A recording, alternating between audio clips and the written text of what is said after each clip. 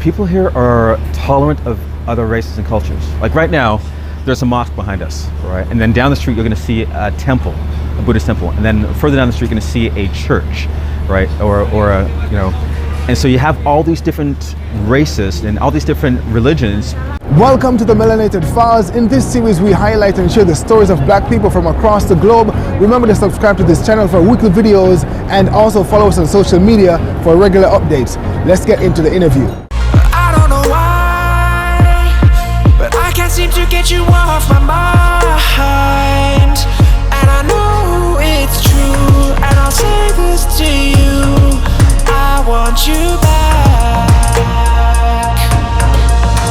There's something inside, yeah, there's something inside that brings me back to you, yeah. No, I can't hide it, no, I can't hide it anymore.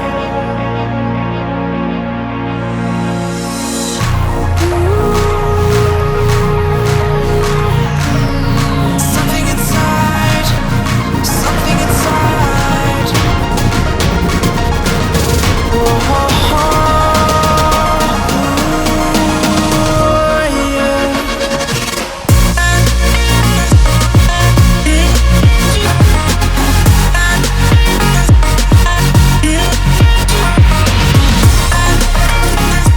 I'm Brent Maxwell. My friends call me Max. I'm Canadian. However, I've been living in the US for the last 10 to 12 years. Okay, so why Singapore? Singapore offered an opportunity for me professionally because I'm a chiropractor by trade. And I felt that I was at a stagnant point in my life, in the career life, back in Chicago. I wasn't growing, I had to start from scratch. I just kind of got stuck. And I needed to get momentum, some traction in my career, and I found an opportunity outside of the US. It's like, okay, what about Singapore? It's one of the easiest countries to get set up as a chiropractor. And also too, just, I did the math. Low taxes, it's easier to live, you don't need a car. And I figured that if I did the math right, I could save enough money to be able to send back and support my family, and then hopefully eventually have them join me. So I had a vision of succeeding more, or succeeding easier as a chiropractor here than in the US. Just an easier setup. No managed care, no insurance, headaches. Everything's much closer. So the reasons why I'm still staying in Singapore right now is because of the convenience of it. It's just, everything just seems to work. So where does comedy come in? My downtime. Comedy is like the hug that I don't get my family and friends back home, right? Comedy is, I've always been passionate about comedy for literally the last over 20 years. But I took a hiatus when I got my, got my job, I became a chiropractor and got married, got kids. That took a break. Coming here, I found comedy after working here for a year, like 6 months of a grind, just working 6 days a week, head down, just living, working. And then finally got to the point where I said, man, I needed an outlet. So that's where I started to get angst. That's where I started to realize that I got to do something, find something other than just work, because I'm going to blow, right? So comedy came in a year later, and my comedy came based on experience of all these weird things happening as being the only few black guys here in Singapore. So all these things were happening from day one when I arrived. I thought, man, this is a funny experience. I gotta write this stuff down, because sooner or later, one of these days, I can see myself doing it on stage. Then finally, I got to the point where I was frustrated at work, stressed, I needed an outlet, and finally I just said, okay, let me get myself on stage, dust off my comedy book and get my comedy chops going again. And I started to perform comedy. And then a lot of my material here is based upon my experience in Singapore as a black guy in Asia, black guy in Singapore. So now I fall in love with it. Now there's a community I'm part of. I have friends, I have a network. It also comes from a source of people that want to find out more about chiropractic as well too. But comedy for me is like a hug, all right? The hug that I don't get on a regular basis. How has the response been so far with comedy? It's growing, man. Actually, comedy here is so much easier than back home in Toronto and Chicago. In fact, the first 3 months of comedy here, I would have to spend as much as 2 years of time on stage getting the same amount of stage time. So there's no reason not to succeed when you're here. It's just, there's ample opportunity to grow as a comic. And also very supportive, it's not very competitive. It's very collaborative. Everybody's trying to help one another, wants everybody to grow. So I had no reason but to try this I had the opportunity, I had the blessing from my wife back home, saying go for it, no filters. And I chose a moniker. I chose moniker DeeCee so I can separate myself as a chiropractor, from Brent Maxwell, and then on stage I can be DeeCee and say and do things I would never do on my normal life. So just, it's important for the audience, but also important for me too. So my stage moniker is DeeCee. So what do you like the most about Singapore? People friendly. I mean, this is equated living. This is On top? I put it this way, Singapore is just slower. It's a slower pace. People think that Singapore is fast and busy. I don't believe it is compared to Chicago, compared to Toronto. I think because when you strip away the rat race, the need to get ahead, people are trying to get the bigger house, bigger cars, like trying to acquire more. That's what I got from back home in the US and Chicago. Singapore, people seem to live more simply, all right? There's less commuting time. There's less time spent inside a car, drive from A to B. That's stressful to me, right? Commuting is stressful to me, right? Traveling time is stressful to me. When you're on a bus or train here, which is very efficient, you can multitask. You can talk to friends and family. You can read. You can do something. You're not stuck behind the wheel protecting your life. So the quality of life here, I believe, is slower. And at the end of the day, I do believe you can keep more money in your pocket, provided that you don't own a car here, because the car here is expensive. And if you're not a Singapore citizen and you don't buy a house, you can still find a way to live. Still pretty affordable as well too. So. Someone told me that people are happier here. Is that true? What do you think? That's a tall call. I don't know. I mean, people seem content. Singapore is safe. Education system is solid. Everybody's taken care of in terms of poverty. The disparity between rich and poor are very low. Like this very small disparity between rich and poor. So I can see why people are content compared to the neighboring countries, Malaysia, Indonesia. There's the rich-poor disparity much smaller. So I think here people are well taken care of. They know the government's got the best interests. Corruption is not as rampant as other countries, even like back home in the US. Policies aren't dictated by what you call it again, the people who in Congress, like lobbyists, where lobbyists dictate the needs of the business over the people. Here it's the other way around. Government really does their job to protect the welfare of the people. There's evidence of that. So this is what makes it palatable. This is what makes it attractive to me, at least. What do you like the least? Well, right now the heat. I'm sweating balls right now, right? But what I like the least about it, that's a tough question. I've never had to answer that question before. You're the first person to ask me what I like the least. The distance from my family. The accessibility to travel to and from the US. That's the most inconvenient part. But there's not much I don't like about this place. Yeah, food's expensive. If you want to buy foreign food and American food, yeah, you're gonna purchase or pay a premium. Like I love my Ben & Jerry's, and it's $12 a pint here, $13 a pint. So if I have a craving, I have this very specific craving for something that's ridiculously expensive. That's the only hang up of certain foods at being ridiculously expensive here. That's what I hate. If I hated anything, it's a ridiculous price of certain foods. You know what? That's the thing as well. People say that Singapore is very expensive. What do you say about that? Fact or fiction? Fiction. All right. If it's expensive, if you try to live like an expat here, if you try to live the same square footage of your cousin back home, 2 floors, 1,500, 2,000, 3,000 square foot home with a basement that you don't even use.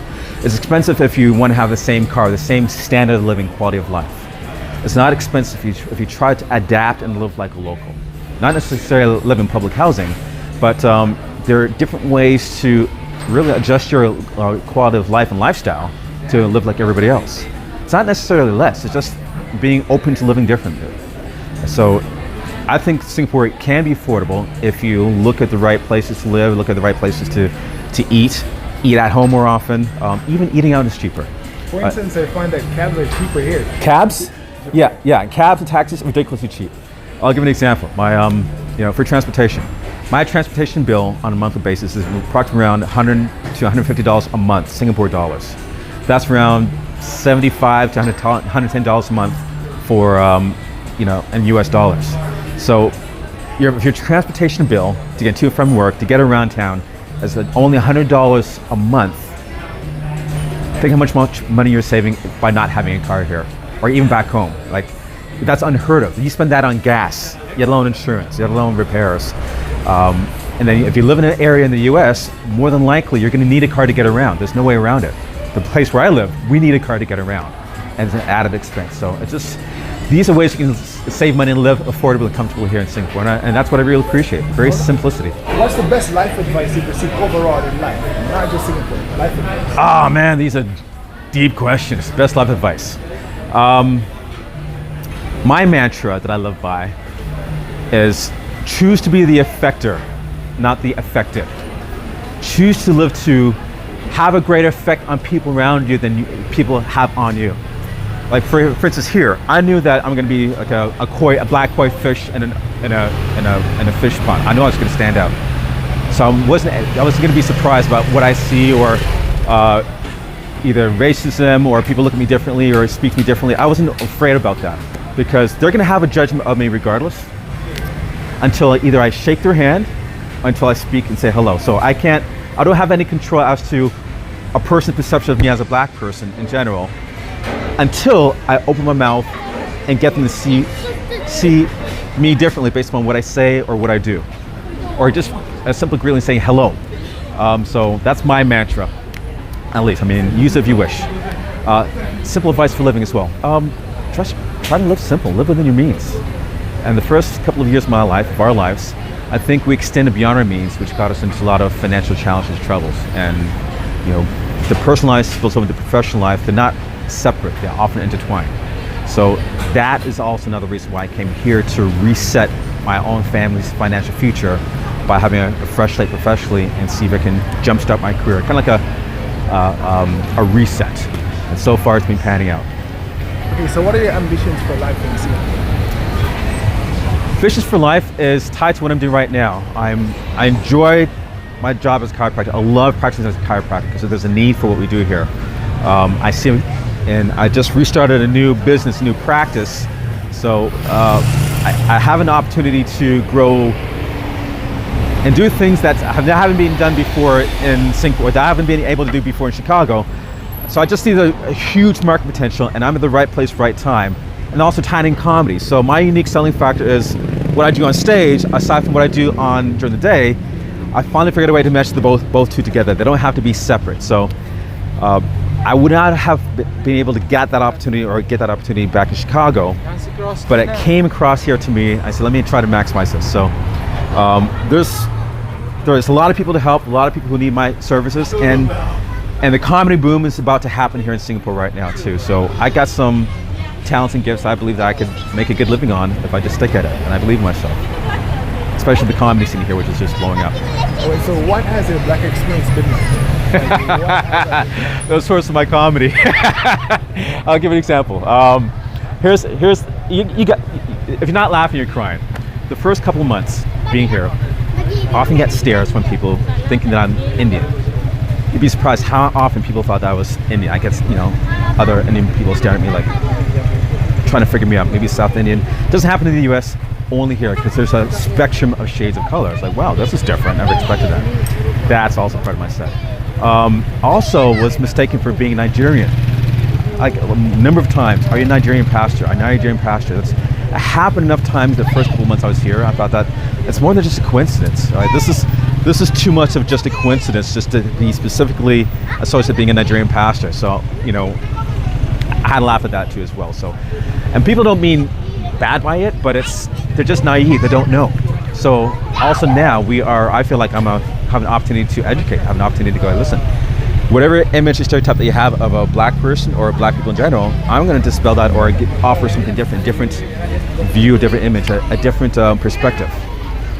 So I am who I am, and I guess some people assume that I'm living in Chicago, so expecting some kind of hood, a thug representation.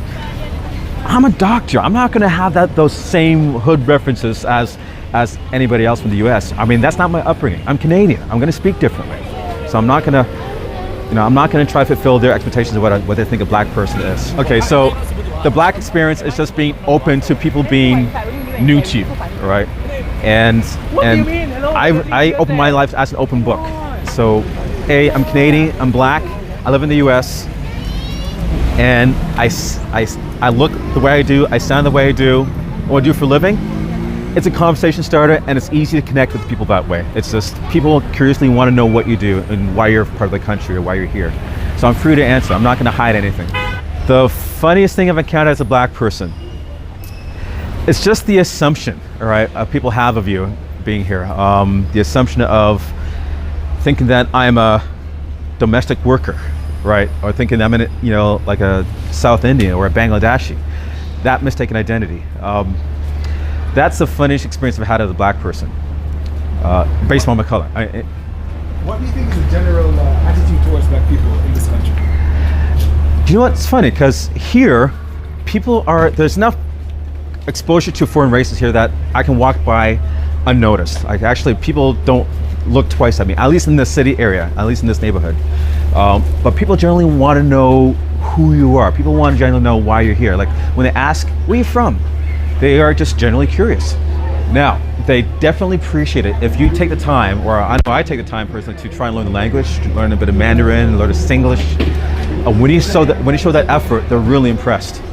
The funniest is to look at their expression, especially either out in public or in clinic, and he speaks Singlish, he speaks the language, and it's got cognitive dissonance when you speak Mandarin Chinese, and they're expecting to see a Chinese person, and they look at you, and it messes them up because it's the words that you're saying and the visual of seeing a black guy saying Chinese words messes them up. For me, that expression they have on their face, like, you speak Mandarin? It's like, no, I don't speak Mandarin, just a few words. But that's enough to impress them, that's enough to be endearing, that's enough to really just be friendly and have them be, friends with me as well too. So it's just being open. Go to a barbershop here or you do it yourself? Hell no. I've resigned myself to shaving my head, knowing full well there's no black barbers here. Plain and simple, save money. I have saved time as well in the morning. Blade shave. I have a stack of blades from home because shaving blades are expensive here. So I keep it simple. I mean, who wants an afro in heat like this, really? Who wants to maintain dreads in a place like this? Dude, keep it simple. For me, I don't have to worry about barber because this is my choice of style. And plus, also hides my hairline. I have a hairline that looks like the Horn of Africa. It's all messed up. So I just keep bald for simplicity's sake and to hide my age. What do you think is the most profound difference here versus Canada or the US in your opinion? Tolerance. People here are tolerant of other races and cultures. Like right now, there's a mosque behind us, right? And then down the street, you're going to see a temple, a Buddhist temple. And then further down the street, you're going to see a church. Right, and so you have all these different races and all these different religions living harmoniously with one another. No biases. There's no like American Canada can take some lessons from Singapore. Like this is how you can live with respect with one another's races and still respect their religious differences and not be afraid of what you don't know. So that's what really impressed me with Singapore. It's about the diversity, the religious diversity, and the tolerance that they have with one another. That's an easy sell. If you could change one thing in the world, what would it be? Anything in the world. Tolerance. I said before, just increasing the tolerance. Taking away the judgment that we have one another of the people that we don't understand. Instead of imposing our will in another culture that we don't understand, like our way is the right way, the only way, and theirs is wrong. That's the reason why I feel that there's a lot of conflict in the world, especially with superpowers such as the US and Canada, more specifically the US. But just there's got to be more respect, more tolerance. And when you see that, and when you offer that yourself, all of a sudden now the whole world becomes more open and accepting to you. So if more people did that, I think you could start to make a global shift, a culture shift, starting with a town at a time, then a city, then a country, and eventually a globe. I mean, it's very idealistic to say, but that's my wavelength of trying to say, being the effector, not the affected. I'm going to choose to have an effect on people around me than people affecting me. Who's one person, dead or alive, that you'd like to have dinner with, maybe have a drink with, or just sit down and have a conversation with? Who would that person be? Man, who would that person be, dead or alive, to have a conversation with? My mother. She passed away when I was 16. She passed away from colorectal cancer. I'd love to have a conversation with her in a place like this, because I'm living in a way that's totally different than my upbringing, than my family. We're very, they're Guyanese, right? We grew up in the West Indies, or they grew up in the West Indies, born in Canada. But we had a very sheltered life, right? The idea of living in a place as foreign as this is profound. So I'd love to have a conversation with my mom, right? At this age, as a man, to a grown man to a mother, which is a whole different relationship than a child to a mother. In a place like this where, sitting outside dining, right, having a Indonesian meal, sipping tea, that would be ideal, to have a conversation with her and just say, hey mom, wow, what about this place? What about this experience? Who would have thought that our lives would have allowed us to be on this journey, that, to allow us to enjoy a country like this, like Singapore, together. So that'd be an amazing conversation to have if I could go back in time. What's your favorite food Here? Yes. Oh man, my favorite food here, two. One is popia. It's kind of like a wrap, kind of like a spring roll, but like a light wrap filled with cabbage, turnips, seasoning, spice. It's kind of hard to describe, but it's tasty. It's addictive. Also, my favorite food is it's a guilty pleasure. It's called a Singapore chicken curry puff. There's one place that has it called Prima Deli. I'm gonna give them the plug. I'm gonna shout out. I've eaten this at this place way too often, way too much. I should be embarrassed, but this place is really good. They have the best Singapore chicken curry puff. My favorite beverage here that I don't get sick of is teh tarik. Teh tarik. The way you gotta say it with an accent, because you can't say teh tarik. It's teh tarik, teh tarik. Like that's how I say it. Teh tarik. So yeah, it's kind of like a tea, kind of like a chai, Indian chai, but they do it in a way that creates bubbles. They pour it in a way that also creates foam with milk, and it's just phenomenal. We'll try it sometime.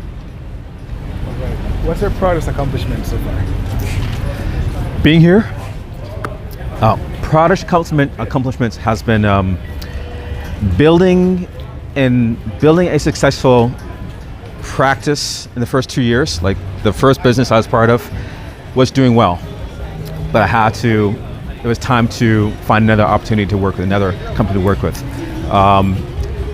My other biggest accomplishment has been in comedy, and what's up, right, with comedy, and just being able to have the opportunity to do what I'm doing on stage right now compared to a year ago.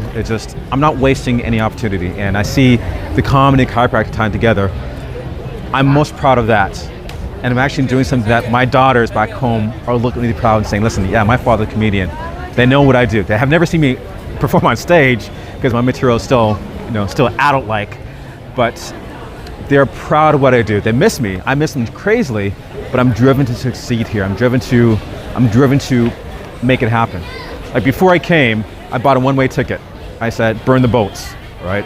I got no choice but to make it happen, be successful here, then eventually, chart my family's path differently financially, and that is still in the process. But I'm having fun doing it. It doesn't have to be grind. It doesn't have to suck. So that's the reason why I feel I'm proud of right now, tying the two things I enjoy together, chiropractic and comedy, and actually can make a good living out of it. Is this the biggest risk you've taken in life so far? It's a calculated risk. It's a risk for the relationship, because it is a strain on my family. Because I'm not here. Their father is 15,000 kilometers away, right? I see my family right now 3 times a year at least. However, without risk, without payout, you can't have risk. Or without risk, you're not gonna have a payout. So this is the risk that we've chosen to take. It's not a solo decision, the risk that we've chosen to take to make a longer term, bigger difference for my family. So, but in the meantime, I know I have to work hard, but I'm gonna try to have fun doing it. It doesn't have to be a grind. I've chose to make sure that this sacrifice doesn't suck.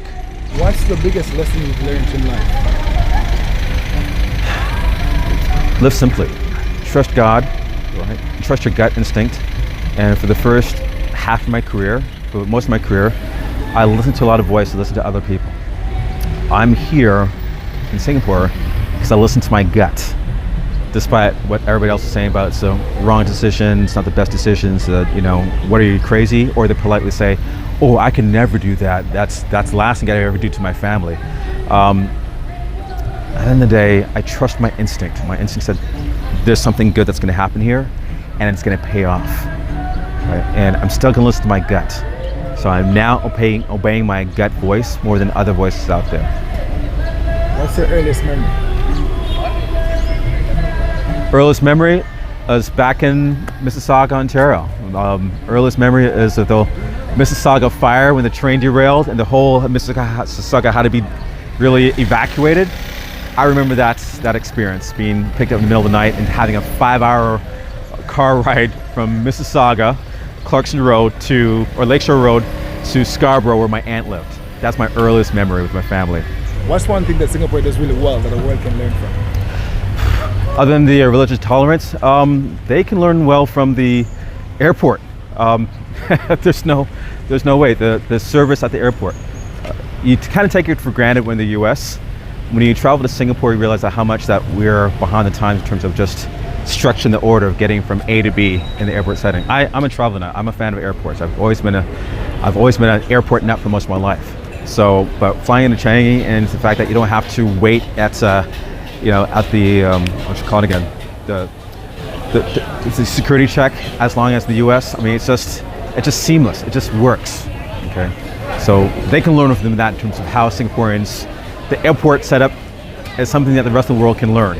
Okay, and also transportation. Everything's on time. Right, everything is taken care of in terms of transportation-wise. It's efficient and nothing is really late. Very rarely is it late. Maybe a minute or two. Actually, no, it's never late.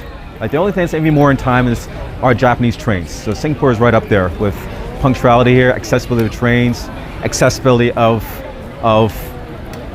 anywhere in the island that can get by bus or by train. What's your favorite place in Singapore? A must visit. A must visit place is, well, this is a must visit place. This is one of the places I like to hang out, but also to, oh, for myself? No, where are we now? Okay, right now we're on Arab Street, okay? And this is one of the most eclectic areas of Singapore because it's Arab Street. You see a lot of Arab stores. My favorite place is the square that we just came from, Parkview Square, with that tall building that looks like it's like a Batman building, kind of like Gotham City building. That's one of my favorite places. My other favorite place is just hanging out by the coast, on East Coast Park, which is near the water. So those are my favorite places. Oh, and Sentosa, the beach at Sentosa. That's hard to miss. What's a common misconception about Singapore? Common misconception about Singapore is that it's often only Chinese, or that it's only Asian. It's very multicultural, it's very tolerant, it's very open to foreigners. It's very inclusive. So yeah, Singapore is definitely not third world, and Singapore is not oppressive. Yeah, there are some restrictions government-wise, which you can't say certain things, or you can, but it's not as open as the US. But still, the trade-off is that here you have a lot of freedoms, you have safety, I think that's one of the biggest misconceptions, that there's oppression here, there's oppression of freedom of speech. Comparative to the US, other Western countries, there is certain things you cannot say, but that's not disrupting my own personal quality of life, personally at least. What about the laws? Because people say different things about you can't do that. Can you verify any of those things? I don't know. Yeah, the laws do exist. I mean, there's some things that you don't want to bring bubble gum into the country, right? They'll take it off of you, but they're not going to throw you in jail. If you have like 8 cases of bubble gum, yeah, they're going to throw you in jail because they think they're going to sell it. But if you got something private on your hands, don't. Jaywalking. It's a misconception. I mean, depending on where you live, I remember when I first came by in Singapore, I thought that jaywalking was legal. I was afraid to cross the street. My boss at the time said, listen, I'm just across the street, the camera's around, and he just let me know that, hey, no one's going to chase you down. There's no police going to chase you down because of jaywalking. The laws, there's one law that I try not to skirt is eating on the train and eating on the subway. I mean, they're immaculately clean if you haven't noticed for yourself. They will find you, all right? There might be someone who secretly gives you a ticket, gets your ID, and tries to will find you if you eat anywhere on the subway property. And you also want to be respectful. So of course you're not going to bring food to the area because nobody else is doing that. Nobody else is eating on the train or on the bus. So, but they will find you, right? They're very quick to find you. What needs more media coverage? You know, I believe personal freedoms and rights. I think the communities that have been estranged. I'm going to say this: the LGBT community has been estranged. That's slowly changed, but not fast enough. What else? I think that's the biggest thing that stands out to me so far. Just that that's a voice that's speaking the loudest, but there's still a lot of suppression as to their rights as an individual and their rights of the way they choose to live and love. Advice for black people looking to like work here, live here, move here, any advice for them? Simple advice for black folk here: just be yourself. To be your authentic self. If you're looking for racism, you'll find racism, right? And that's right. No matter where you go in the world, if you look for somebody that's going to treat you differently, speak to you differently based on the color of your skin, and if you look for it, you'll find it. If you look to be the best, friendly, open person in general, they're going to quickly look beyond the skin when you have the opportunity to connect, speak, talk, shake a hand, right? So that's, you know, you have the opportunity to change a person's impression of you, regardless of the color of your skin. So, you know, for me, I just feel that skin is not a factor. My skin color is not a factor. I'm a chiropractor, I'm a comedian, right? If you can't get past that, my color, then you're gonna lose out on a doctor and a funny show. So, just be yourself. What's your secret superpower? Something you do really well that's not well known. Secret superpower: I cook, I bake. My superpower is making people. My superpower is cheesecake. Right? I bake a mean cheesecake. I mean, if I wasn't a chiropractor, I'd probably be running a cheesecake company or something akin to a cheesecake factory. I make better cheesecakes than Cheesecake Factory, I think, but I don't have the time to market that business. But that's my superpower: is bake food, goods, cheesecakes. You're gonna get on my side if you taste what I bake. Yeah.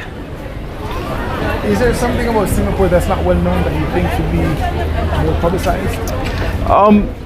No, actually, it's personally I like it being the secret that it is. I don't like it being inundated with so many foreigners, right? Mind you, ironically speaking, I'm a foreigner myself, so you know it's like the pot calling the kettle black. But no, Singapore's doing this thing correctly. I mean, I think Singapore. There's nothing much more to say about Singapore. It's a country that's done things right. They looked at the democracy in a way that's different from the U.S. or other Western countries or the neighboring countries, and they had a president that people still talk about. That, I mean, a lot of what you see right now is a result of a president taking ownership and responsibility, kind of like treating like his own child, kind of like a parent. But everybody's been taken care of: education, food, shelter, and Singapore is democracy done in a correct way. Well, not say a democratic way, but a leader that has taken care of his people very, very effectively. Those who are interested, you can find me online on Facebook through comedy at DeeCee Comedy, or on Instagram, which is the Naked Doctor Abroad, Naked Doctor Abroad, one word, or on YouTube, DeeCee Comedy, one word, DeeCee Comedy. So those are my avenues right now that I'm connected with those outside and the rest of the world. And man, we're walking in some kind of funky alley. Where did it lead me? I had no idea where we're at, bro. Oh well, whatever. We're not gonna die. But this is like the sketchiest part of Singapore I've ever been to. The sketchiest part. Oh, you're asking a question about the dodgiest place in Singapore? There's a red light district in Singapore that I accidentally stumbled upon one night. I had no idea that existed. One night I was walking around town to look for a bathroom. I turned the corner, bam, this red light district. And I thought these are all bathrooms that had red lights, but then I looked into the doorways. There were ladies who were offering the wares that were not bathroom attendants. I was like, oh snap, no one told me about this. So I think that should be mentioned before about one of the funniest occurrences or strangest things that might have happened in Singapore. I have no idea where it was as well. Maybe it was Geylang, I don't know, but I ended up in an area that I knew I did not belong, and needless to say, it was a surprise that night. from bathroom to red light district. How can someone get to Singapore to either work or study area? Any advice? Go online first. There's sites online of people who've already lived the experience. They're willing to share with you before you come on in. So online, you have unlimited resource for everything that you need. Well, actually, it's difficult to get a job here unless you're in a profession that it's high demand. So do your homework online if you want to move to Singapore, all right? Go to the Singapore tourism websites, go to the Facebook pages of black people live in Singapore or expats live in Singapore. Hey, reach out to me, all right? You can find me on Facebook or through YouTube. Find me on Facebook. I'll hook you up. Anyway, my name is Brent Maxwell. I got that moniker, I got that title on Facebook as well if you have questions about Singapore in general. If you're coming to Singapore personally and you want to have a day trip, I'm going to be a tour guide. I mean, if you got a couple of hours to kill, I'll be more than willing to show you around. Anybody who's coming into town, I'd be more than willing to show around that on a given day and give you the tour of the less touristy Singapore experience. But yeah, if you want to know more about living in Singapore, find out online through those web pages, through Facebook. But it's everything that you want to find out about Singapore is available. So nothing's really inaccessible. How often do you see black people? How often I see black people? Actually, I make a game of it. Like I say, how many days I can go before I see another black person? And my record has been 12 days, right? Now, a couple of times I might see like 8 or 9 people on a given day. I get excited because that doesn't happen very often here in Singapore. I kind of stand out. Actually, if I see another black person, I'm always like they're trying to catch the eye, kind of like the, hey, what's up? So I get upset when somebody doesn't do that. Like, I'm like, what the hell, right? But yeah, I'd say it's getting more and more frequent. I've seen more black people. Thank you so much for watching. If you would like to share your story or have us visit your region, send us a message on any of our social media platforms or via our website. That's good.